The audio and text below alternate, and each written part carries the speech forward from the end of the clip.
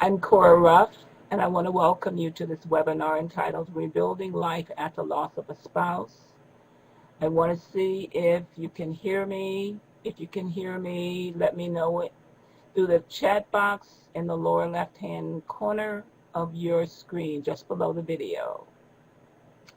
All right, looks good. All right, so welcome again to this webinar, Rebuilding Life After Loss of a Spouse. I want to thank Sherry and Dr. David for inviting me to make this presentation to you this evening. So for this next hour or so, we will be talking a little bit about rebuilding your life after the loss of your spouse. This first slide just shows you a little bit about me. I am a nursing professor, which I've been for a number of years now, spent a number of years in nursing and continue to do nursing, but for the last 13 or 14 years now, I have been spending time as a bereavement facilitator and educator. I teach a course to undergraduate and graduate nursing and health professional students about grief and grieving.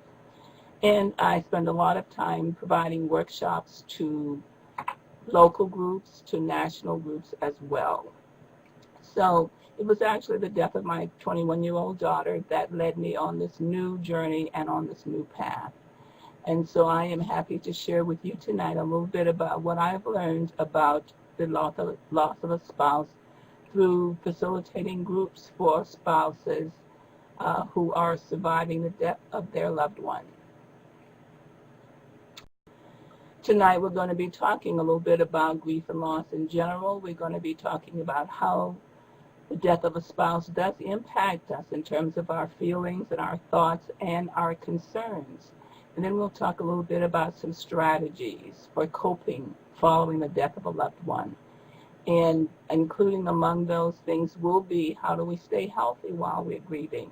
And what does moving on look like? As well as talk a little bit about some business matters that are important to newly bereaved and continuing spouses. And then finally, we'll share a little bit of some internet resources for people who are grieving the loss of their spouse. So you're now part of something called widowhood, and that for many of you is a very unsettling experience. It's a very painful journey, but I want to tell you that you're not alone. There are many, many people who are in that same position. In 2008, nearly one half of all those people aged 65 and older became widows. And they then actually every year about 1 million people lose their spouse, joining the already 11 million people who are in that position. So the loss of a spouse does increase with age. And it is one of those difficult journeys. Your life is forever changed, but there's no reason why your life cannot be meaningful again, because that is certainly possible. So let's talk a little bit about grief, what it is, how it feels, and the like.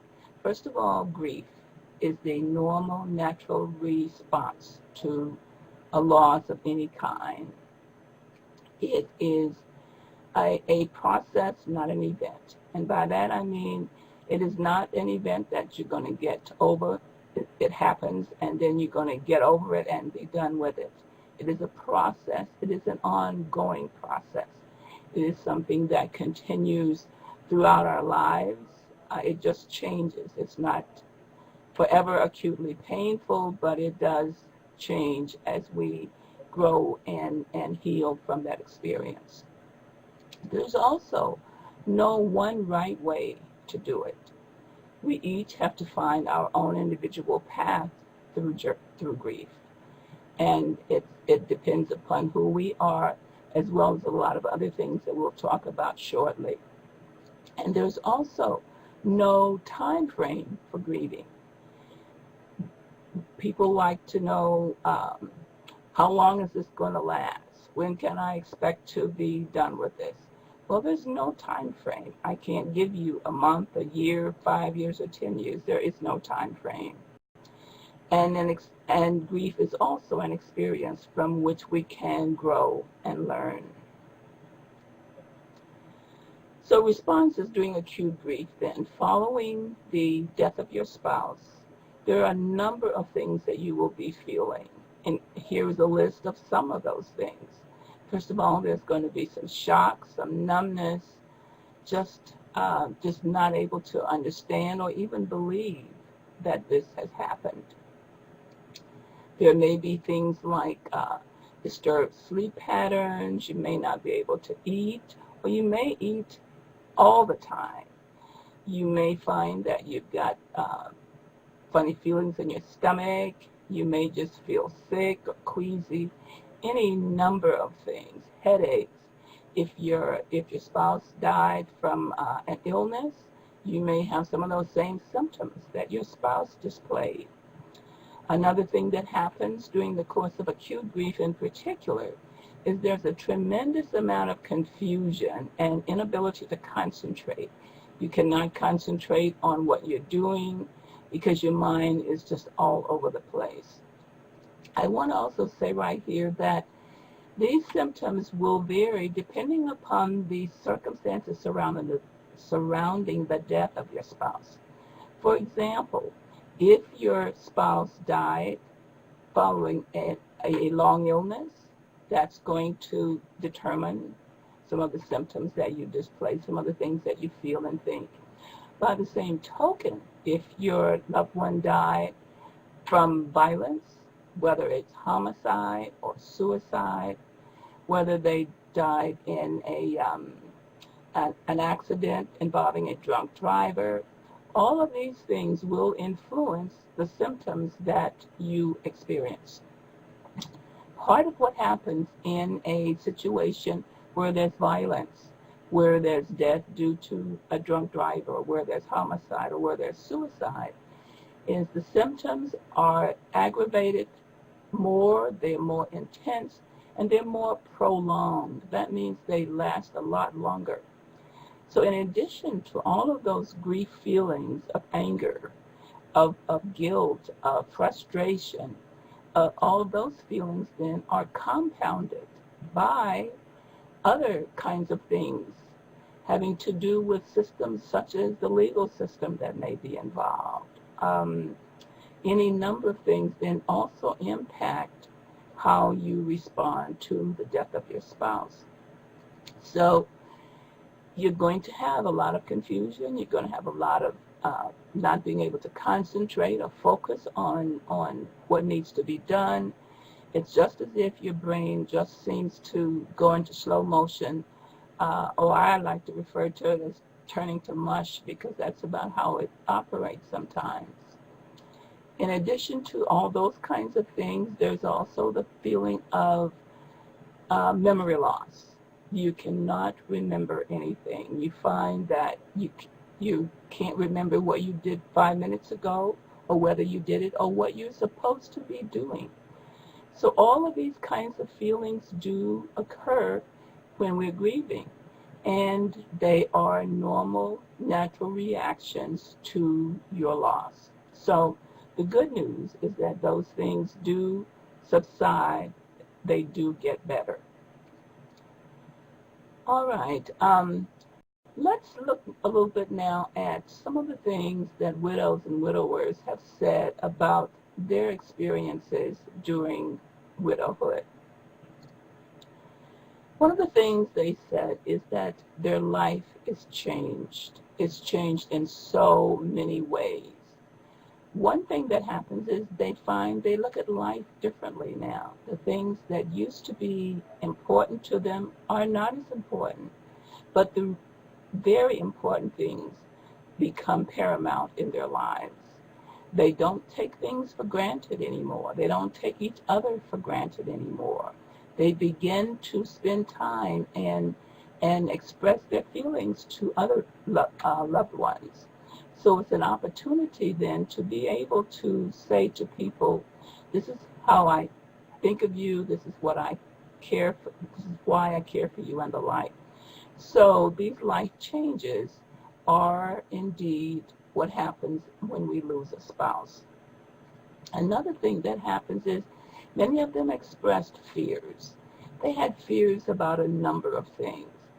Some of those fears included such things as having to come home at night to an empty, dark house. That was a big concern, especially for some of the widows.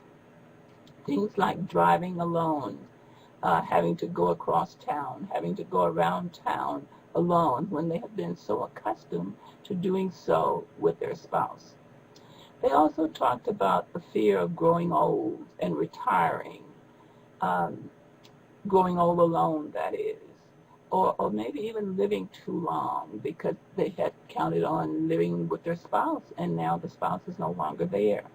So they indeed are concerned about or afraid, they have fears of living too long. Or they have fears about being ill and disabled. It's one thing when you know that there's going to be somebody there to be with you when you become disabled or when you become ill.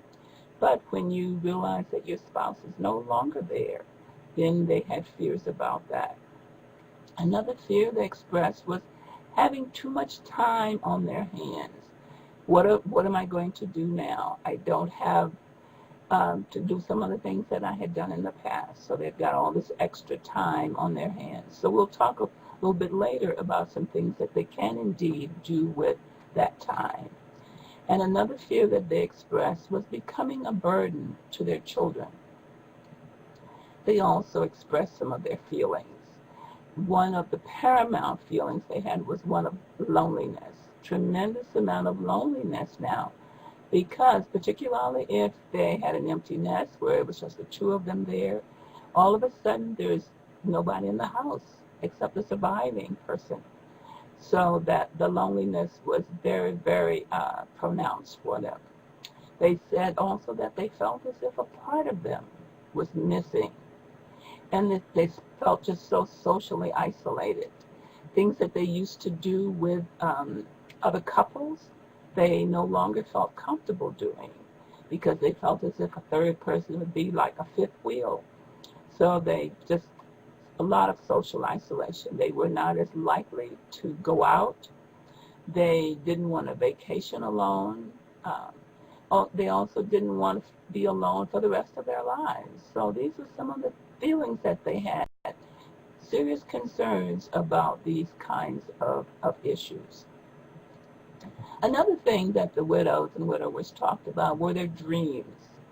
Now, some people had dreams of their loved ones. Not all people will have dreams about their loved ones. Those who did have dreams, some of them found them very, very comforting. Others found them just a little bit unsettling. So not everybody will have dreams of their loved ones, and then those who have them will have certain feelings about them. For instance, some people wished that they could receive a message from their loved one indicating that they were all right or indicating that it was okay for them to move on. So they really wished that they could have some assurance that indeed it was okay to move on, or that indeed they were okay. So these were just some of the things they said about their dreams, but not everybody has dreams of their loved one. All right, so the question becomes, how do you pick up the pieces of your broken heart and your broken life, and how do you then move on to build a new life? One of the first things you need to do is grieve deeply and completely. And by that I mean those feelings that you have, those dark feelings of sadness and despair and depression. Sometimes we feel as if those feelings will overtake us and that they'll somehow damage us in some way. So we try to hide those feelings. We try to keep them from surfacing. But the important thing is that if we can get those feelings out, let them out, in fact, we'll probably feel a lot better emotionally after having done so. So it's important to grieve deeply. Cry if it hurts. Yes, it will hurt. Tears are therapeutic. Share those feelings. And don't try to stuff them, because you'll be okay. You'll be able to manage them, even though they feel like you feel as if they may overtake you. You will be able to handle those feelings, and you'll be able to move on from that. So keep in mind, grieving deeply and completely is so very important. And those feelings that you have, we'll talk in a few moments about some things to do with those feelings. Anger is a very common response that we'll often have. We may have anger toward our loved one because they didn't take care of themselves. We may have anger toward ourselves because we didn't do something we think now that we could or should have done. Or we may be angry with ourselves because we said something that we shouldn't have said. So anger is a natural response and a normal response. But the thing is that you can't know what's going to happen, and you can't feel guilty because of something you said. Invariably, I'll hear a spouse say, I said such and such to my husband, and soon thereafter he had a heart attack. Well, words don't cause heart attacks, and words don't cause strokes. So even though we can point to a specific instance in which we feel as if our words caused our loved one's death, they really don't. Words don't cause those kinds of things. So try not to feel guilty about it. If there is some feeling of guilt, talk about it, write about it, and then release it. And during the expression of those feelings, do avoid isolating yourself. Find a trusted friend, find a group, find someone to share those feelings with, someone who's willing to listen to you and not judge you and not offer advice. So avoid isolation there. Something else that's helpful during this difficult time is journaling.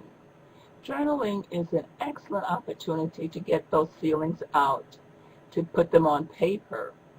It's a great way to not have, to share those feelings without having to share them with anybody else. In other words, write about it in your journal. You don't have to worry about punctuation. You don't have to worry about sentence structure. Just write those feelings, all the anger, the guilt, the what ifs and why nots and all of that. Put it in your journal, because nobody's going to read it but you. It's for your eyes only. So put those feelings in your journal. Another thing that's helpful as it becomes more difficult to remember some of the good times, write down the good memories that you have of your loved one. And even start a gratitude journal. That's a great way to help during those difficult times. Writing about those things that you're grateful for, what you remember that is so wonderful.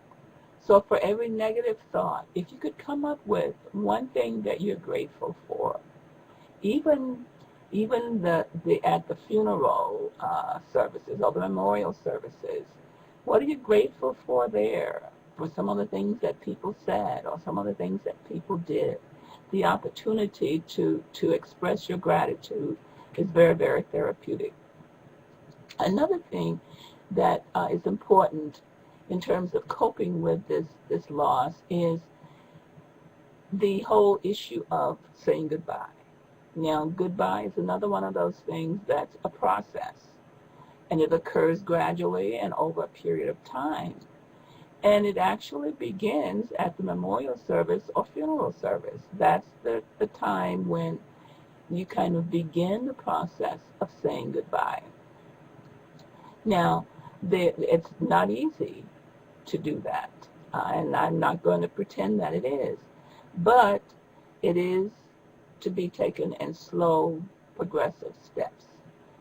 So you start at the funeral, you say goodbye. In your journal, you might write something about goodbye, the difficulty in saying goodbye. Or you might write a letter, a goodbye letter to your spouse. Then eventually it's going to come time for you to think about their possessions. What do you do with them? How are you going to get rid of them? One thing to keep in mind is you don't have to do it next week. You don't have to do it next month. You can do it if and when you get ready. Don't let people rush you. That it's important to move on. You decide when you are ready to get rid of your spouse's possessions. You may also begin to think of who might enjoy some of these things, who would appreciate it, and begin to gradually and slowly give some of them away.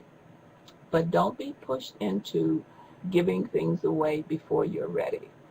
You may also select certain things that you like that you can use and wear, whether it's your spouse's shirt or your wife's house coat or robe or maybe a piece of jewelry, some kind of a gold necklace or something that men also can wear. So choose those things. And the good part about not rushing it is that if you do it in your own time, you will be able to find things that you will enjoy using and keeping as keepsakes. The other thing is that saying goodbye, you will revisit it time and time again. Part of it also includes visiting places where you have good memories and revisit those, go to those same places and build new memories there now. So continuing with taking care and coping in these difficult days, it's important to reach out to help others. Because what's so helpful here is that when you help somebody else, it takes some of the pressure and some of the emphasis away from yourself. So you begin to think of other things and other people and what their needs are. And you forget about your own concerns for just a little while. And that's kind of refreshing sometimes. The other thing that can be very helpful is to consider a pet. And I said consider a pet because pets require a lot of work. And, you have to decide, is this something I'm willing to invest in? Do I have the time and the energy to devote to a pet? But many people have chosen to get a pet, and that has been helpful for them. And as I said earlier, be sure to share your feelings with a trusted friend. And it may not always be a family member. Family members have their own grief, so you may have to find someone outside of the family to share some of your feelings with. Another place to share your feelings, a great place is a support group. Grief support groups are tremendously helpful for people in acute grief, for widows, widowers, for anyone. Because what happens is you're in a group of people who have similar losses, people who know where you are. They're either where you are or they have been where you are. So they know a little bit about some expectations. They know a little bit about some of the difficulties and some of the pitfalls. So they can share their experiences with you, and they can offer you some suggestions. The other good thing about the support group is that they care and they share, and it's a great way to facilitate healing. It allows you the opportunity to connect with more people. It gives you the opportunity to talk to and be with people outside of your own family. And it's great for you, especially during those high stress times and those times when you're really, really lonely. It's also helpful at like holiday times, special days, birthdays, Father's Days, Mother's Days, all of those kinds of days where we get those grief attacks again. So I encourage you to seriously consider a support group if you have not already done so. One place to find a support group is griefshare.org. Griefshare is actually a Christian-based, if you are a Christian, it is a Christian-based organization, and they have support groups in various locations around the country. If you visit that website, you may actually key in your zip code, and they will tell you where the nearest support group is in your area. So I can't say enough about the benefits of support groups for grieving spouses. Some other strategies to help cope with the loss of your spouse: to do something that gives meaning to what you do. And by that I mean you can give meaning to what you do in a number of ways. One of those is to connect to a higher power. That may be whatever your higher power is. It may be an opportunity to help the underserved.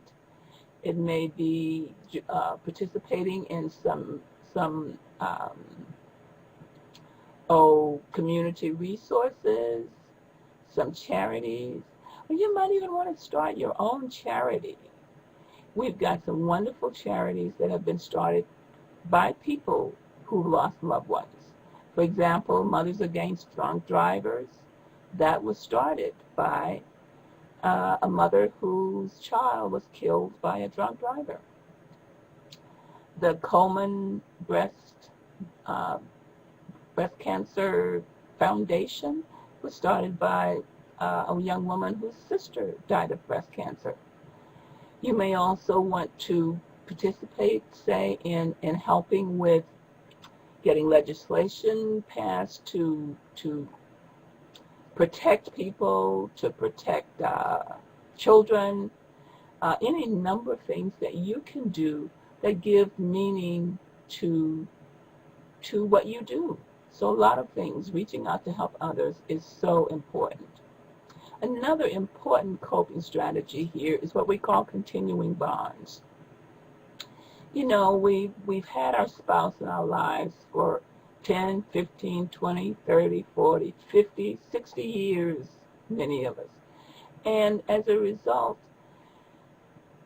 when the person dies, the love doesn't end. Death ends a life, but it doesn't end a relationship. So we know now that what we need to do is develop ways to stay connected to our loved ones. It's a different kind of way to be connected because they're no longer here physically. But what happens is we're able to do things to remember them. Part of what that might look like is we could write letters to them. Many people will write letters to their spouse on a regular basis, telling them a little bit about what their life is like now, how much they love them, how much they miss them, any number of things. There are other ways to do so. To remember them, they may do things like plant a tree, develop some kind of sculpture, landscaping. They may do things like start foundations, scholarships, and something as simple as lighting a candle is another way to remember your loved one.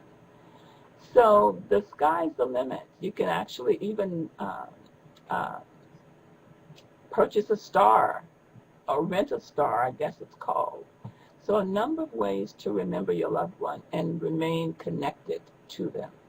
So you don't have to forget that they ever lived, but you can do things that will really help enhance your healing and make you feel a little bit better also if you do something in memory of your loved one.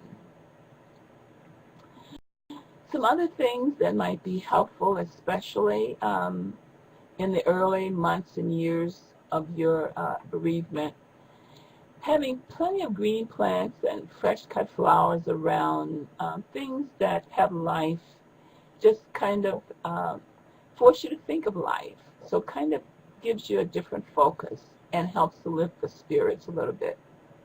Another thing that's very, very helpful is to dress in bright, cheerful colors every day. And I can tell you uh, from personal experience, when my daughter died, I found that wearing bright colors really did lift my spirits tremendously. Another thing that's helpful is listening to music. Can be very, very therapeutic. Now, of course, you have to choose the kind that you enjoy, and depending upon how you're feeling at the time.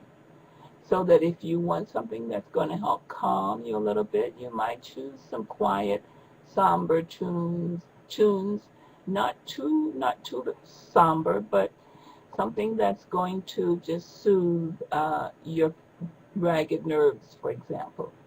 If you want something with a little bit more bounce, that might lift your spirits also. So consider music as another option there in terms of helping you along your grief journey. It's also important that you plan to have something to do each day, that you don't keep too busy that you are exhausted, but also that you do have something to do, because sitting doing nothing is not encouraged either. Another thing that's important is not stay in bed. Get up every day and don't go to bed during the day if at all possible, because it's going to interrupt your sleeping at night. So by all means, try to stay out of bed and try and have something to do. There are lots of things that you can do. You can volunteer at the local Y, at your local church or synagogue, local hospitals, local schools, any number of things. Volunteerism is very, very helpful as you try and find something to do to fill your days. If at all possible, try and eat dinner with someone or try and have a visitor for dinner, because the dinner hour is a very, very lonely time for widows and widowers. All right, so some other things to think about as you are navigating your widowhood. Let me just back up and see if okay. Now for paperwork and business matters. The first things you've got to do early in your bereavement is getting all the paperwork done, and there's lots and lots of things that have to be done. Starting with something as simple as getting certified copies of the death certificate. You've got to notify so many people. You've got to notify insurance companies. You've got to notify your mortgage companies, credit card companies to change, if you've got joint accounts, notifying the banks to change it to your account, to your name. Social Security, if they are receiving Social Security, for example, you do need to notify Social Security so that they can stop the checks. If you receive a check, you have to return that.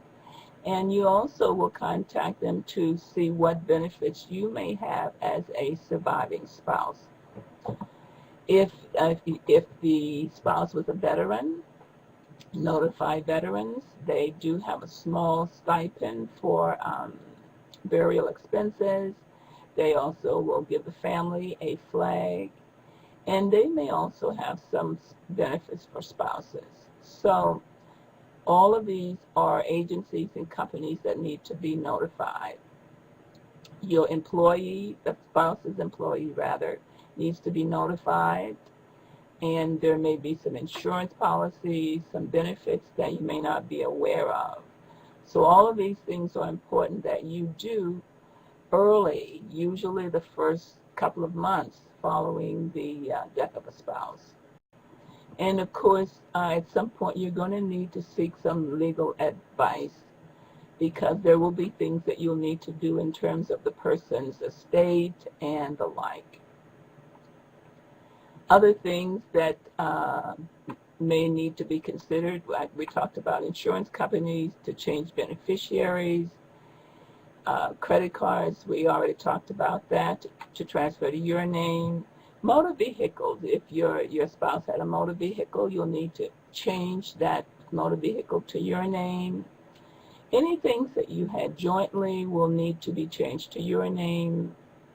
Stockbrokers, notify them. All of these kinds of things will have to be done. If you had a will, you will need to have the attorney update your will, because it will be important then to change beneficiaries. So there are lots of business kinds of things that have to be done.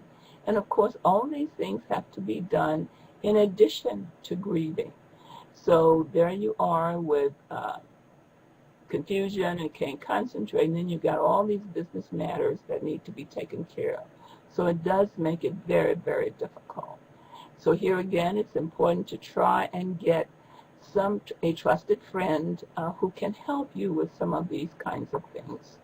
I want to say a word now about decision making.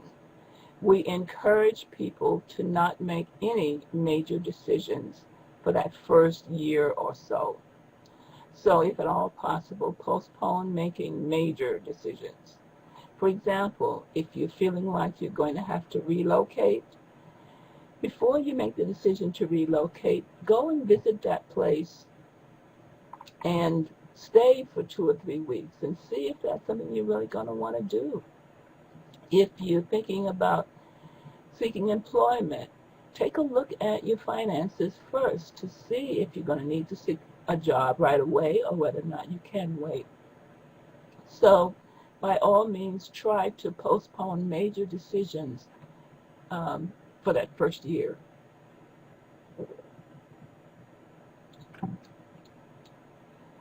If you're thinking about moving in with someone, before you make the final decision to move, just go and visit with them for 2 or 3 weeks and see if that's something you really want to do, or whether you want to go back to your own home. So no major decision making the first year. Now we want to move on to talking about ways to keep healthy. And I am losing my voice.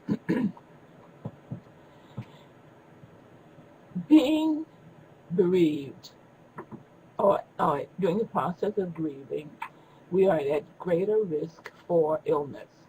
So there are a number of things we need to do to try and keep healthy. First of all, we've got to give attention to our nutrition. We've got to try and eat maybe 4 to 5 small meals a day, fruits and vegetables, trying to avoid those sweets and all those goodies that everybody's been bringing to you and the like. Give attention to nutrition. Sleep and rest, so important. It's difficult to sleep, but you should try and get in bed 8 hours before the time you need to get up. And many times you may not be able to sleep, but at least you're there and you want to try and relax, at least to get some rest. Exercise. Exercise is probably the most important thing you can do for your health ever, and certainly while grieving. Daily exercise can include anything that you like to do. Going for a walk, excuse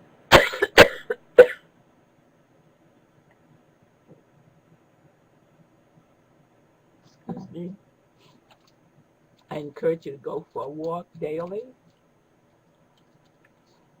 At least do something, whether it's aerobics or swimming or jogging or dancing.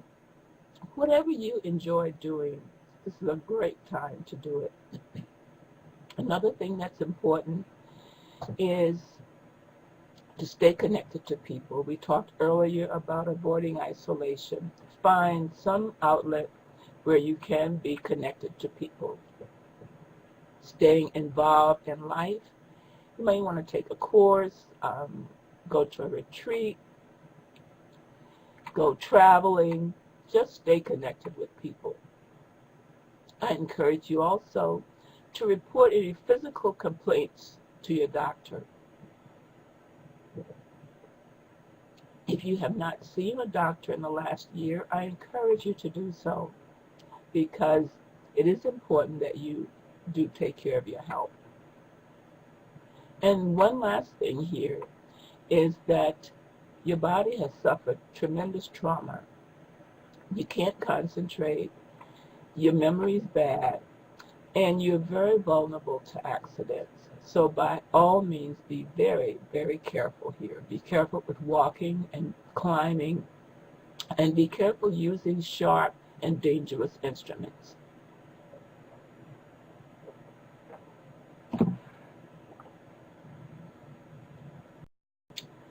All right, now it comes to moving on. What do we mean by moving on? First of all, moving on does not mean that you forget the person. It does not mean that you never feel the pain anymore. And nor does it mean that you believe life is fair.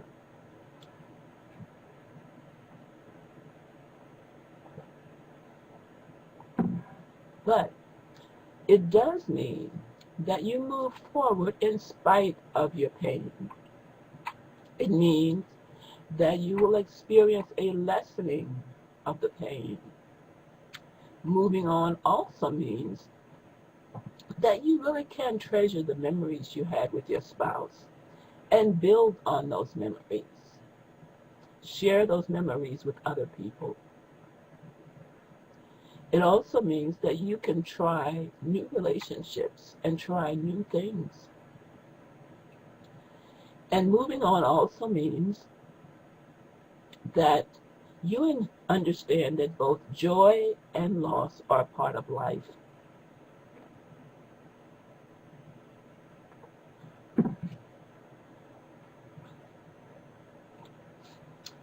Moving on brings up the subject of dating and intimacy needs. This is one of the most difficult topics for spouses in terms of this whole issue of dating and intimacy. Part of what's important to do is to at least give yourself time to grieve the death of your spouse first. And then determine what are your needs and what are your goals.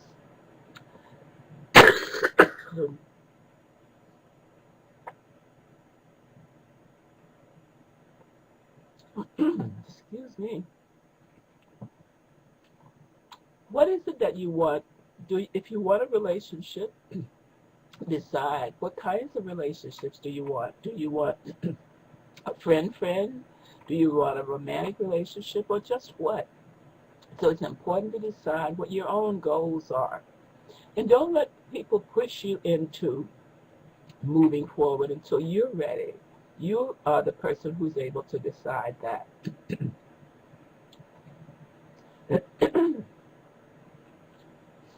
And once you decide, then that's where you pick up and move forward. And then once you have decided, then I encourage you to plan and enjoy your sexuality safely. Another part of moving on involves making our last wishes known. Part of what happens is when we lose our spouse, we need to then let other people know what our wishes are. And that traditionally takes the form of living wills and that kind of thing. Well, there's a new document out now called 5 Wishes, and it's the 5 Wishes Living Will.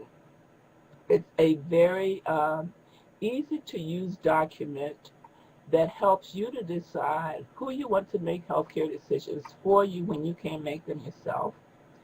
It helps you to decide what kind of medical treatment you want and the kind that you don't want, how comfortable you want to be kept, how you want people to treat you when you are ill, and what you want your loved ones to know. And this document quite a fascinating document. It's very, very easy to use. All you do is check some boxes and you circle some choices and you write a few sentences. And this document is available at agingwithdignity.org. That's www.agingwithdignity.org. And it's called the 5 Wishes Living Will.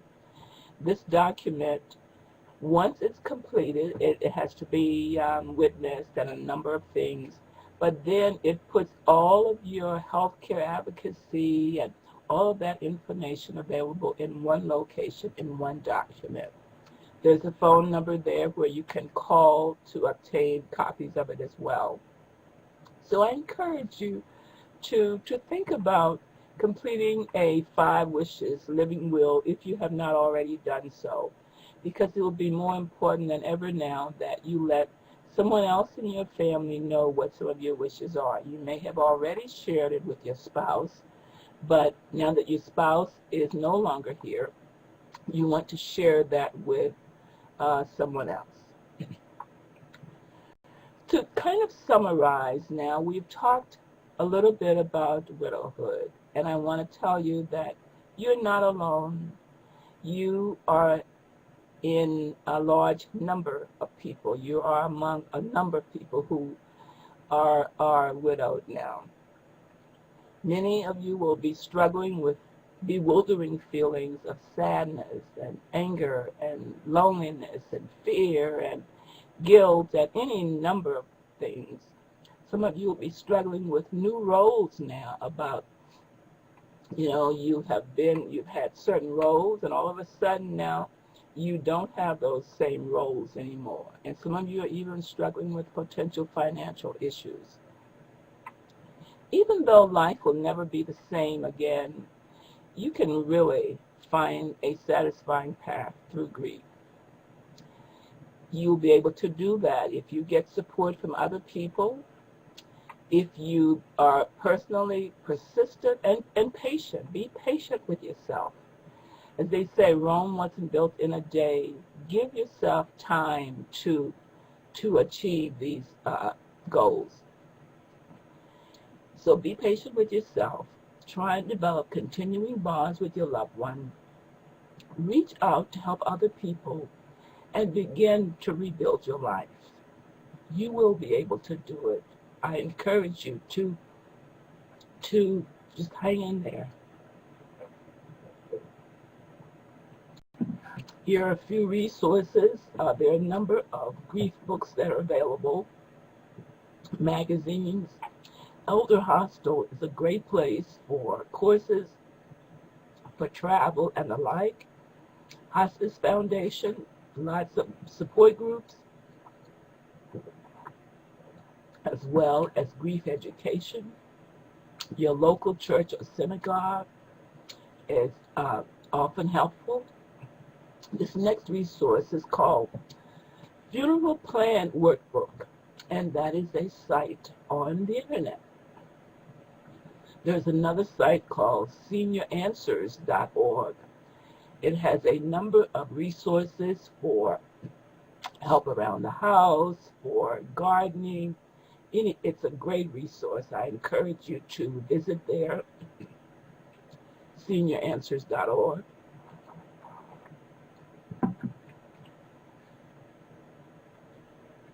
Other resources, Widow Chick is a site that has opportunities for you to actually list, to chat back and forth, a lot of good articles and the like, as does WidowNet. Both of these are great resources for widows. GriefShare.org, I already told you about that, where you can find local support groups. OpenToHope.org is a website that has lots of videos, lots of articles. I've had the opportunity to contribute several articles myself, articles on all types of grief, death of a child, death of a spouse, death of a pet, death of a loved one, death in the military, all kinds of articles are on that site. MentalHealthAmerica.net is a great resource in that it has actually the opportunity for you to take certain screening tests. If, for example, you feel as if you're depressed, or you feel as if you are losing your memory, they have some kind of survey type questions on there where you can actually fill out a form and assess yourself. BeliefNet.com has a lot of inspirational kinds of information on it. It's you can actually sign up and they will send you an inspirational message on a regular basis every day for 365 days. They will send a nice message of support to you each day.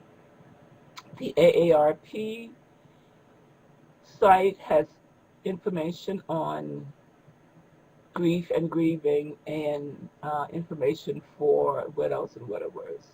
And I already talked about Hospice Foundation as having a lot of information for both professionals and lay people.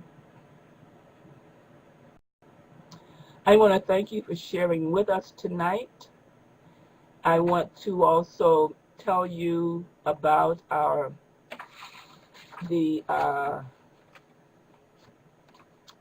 that Building Strength Webinars has a new what they call Healthy Emotions, Healthy You series, and you may obtain that series at a discount.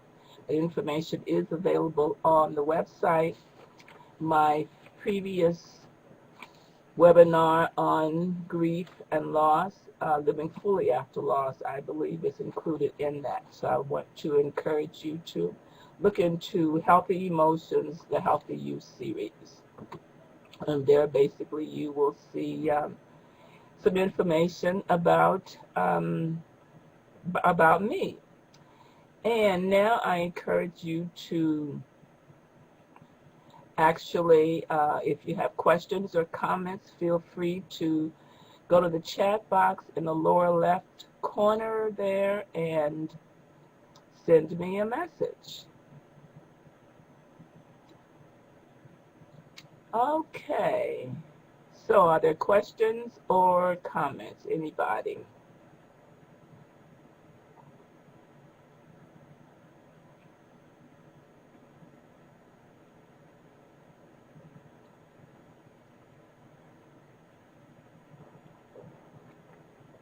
While I am waiting, I will just tell you again about the Healthy Emotions, Healthy You series that you may get information from the website.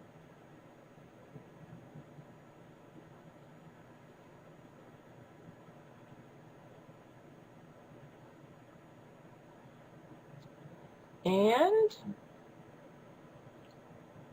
I hope I didn't put everybody to sleep out there. I know it's kind of late for some of you. It's 10 o'clock in some time zones. Some of you, it's a little bit earlier.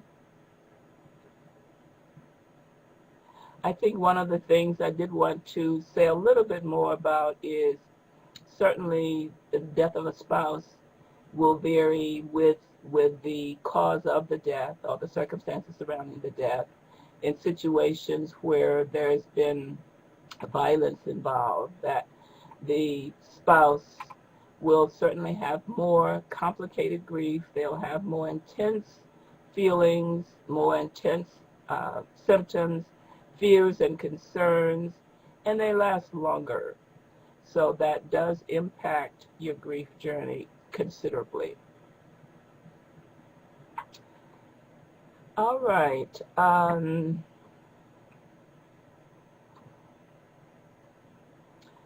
I see one message here.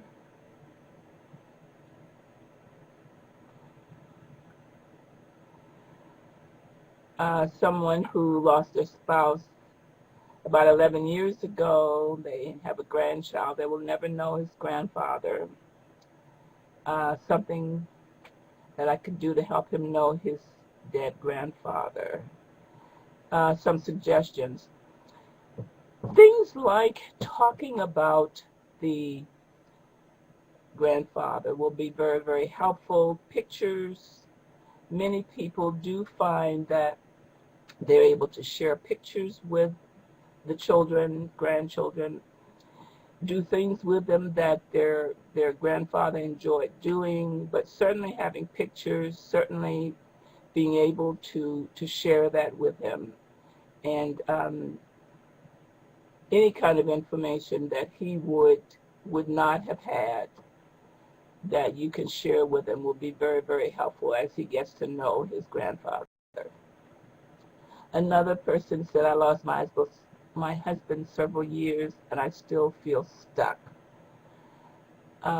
Several years. I don't know what the several years is. I think part of what happens is sometimes we do tend to get stuck.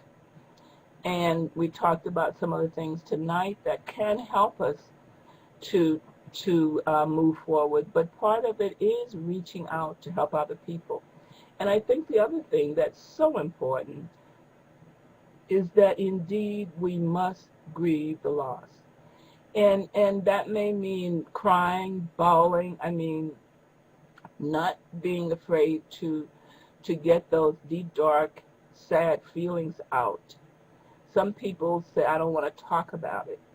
And I don't know I don't know what they do with those feelings, because sometimes people are not willing to talk about it. At least if you can't talk about it, if you will try to write about it. Write about it in your journal.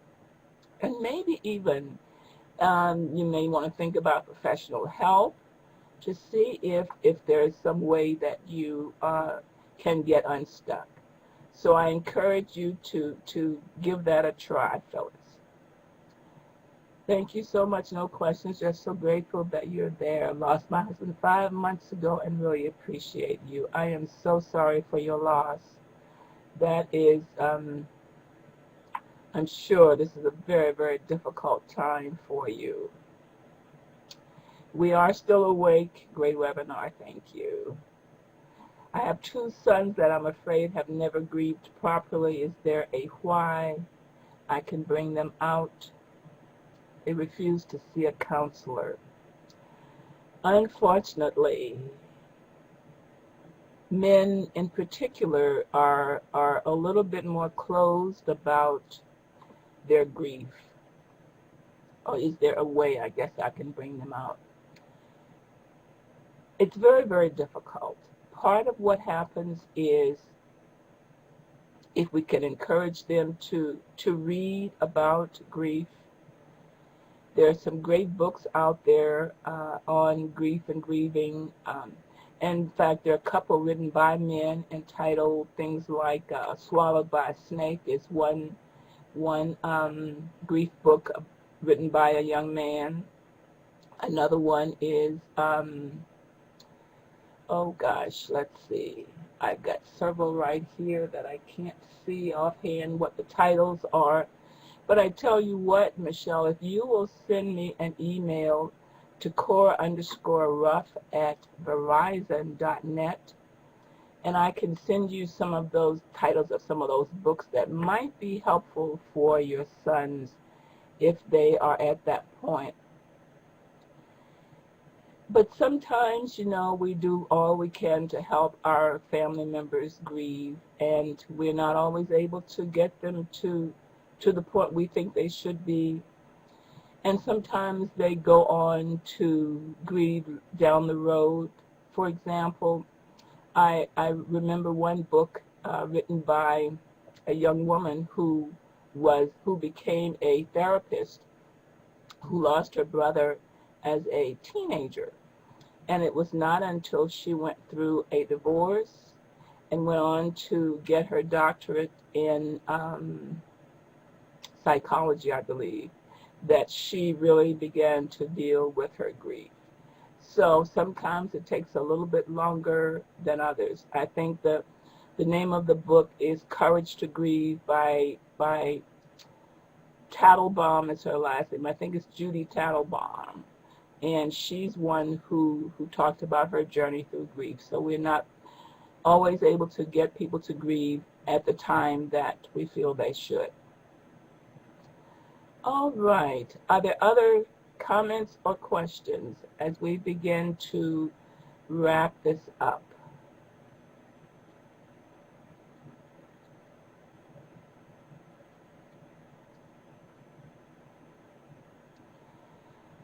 Then if not, I want to thank you for the opportunity to share with you tonight. And I just encourage you to realize that, yes, you can get through this. It will be difficult, it will be long, and it will be hard. But you can do it. Just get some help, get some support, join a support group if at all possible, get the feelings out, and remember your loved one, and finally that you reach out and help somebody else, because then you will find that your journey will be very, very different. You can have a new life, and it can be reasonably happy. So again, I thank you, and I bid you all good night.